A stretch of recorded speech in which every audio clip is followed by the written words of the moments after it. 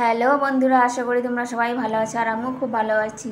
তাই এই যা রোদ্দুর পড়েছে, তাই এই রোদ্দুরে অনেকের মুখে কালো দাগ কিংবা চোখের তলা দিয়েও কালো দাগ হয়। তার জন্য আমি একটা নতুন ফেসের জন্য আর কি অ্যালোভেরা আর মধু দিয়ে একটা ফেস প্যাক তৈরি করব। তাই তোমাদের সঙ্গে সেটা আমি শেয়ার করছি আজকে। তো দেখো, আমি তো দেখতেই পাচ্ছি অ্যালোভেরাটা আমি প্রথমে কেটে দু সাইড দিয়ে জেলটা বের করে নিয়েছি। আর এই দেখো, মধু দিয়ে দিচ্ছি 2 চামচ, দিয়ে এবার ভালো করে ফেটিয়ে নিতে হবে। ওটা দেখো সুন্দর করে ফেটিয়ে নেবে একদম, যাতে মিশে যাবে একদম।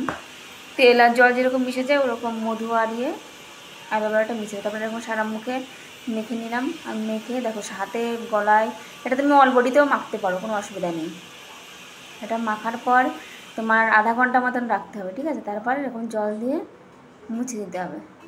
মুছে দেওয়ার পরে এই সাদা ন্যাকড়াটা দিয়ে দেখো আমি মুখটা মুছে দিচ্ছি, তারপরে মুখ থেকে না নোংরা বের হচ্ছে, পুরো মুখটা একদম পরিষ্কার হয়ে যাবে। কিছুদিন যদি এরকম পরপর ইউজ করা হয়, মুখটা পুরো একদম ফেসটাই পাল্টে যায়। তো দেখো, আমি এই স্নান করে এসে তোমাদের মুখটা দেখাচ্ছি পুরো ক্লিন, কোনো ক্রিম দিনই, জাস্ট সিঁদুর পড়েছে, একটা টিপ পড়েছে, আর কিছু না। তো ভালো লাগলে লাইক কমেন্ট শেয়ার করে দিও, আর আমার পেজটাকে তোমরা ফলো করে দিয়ে পাশে দেখো। টাটা, বাই বাই, সবাই ভালো থেকো।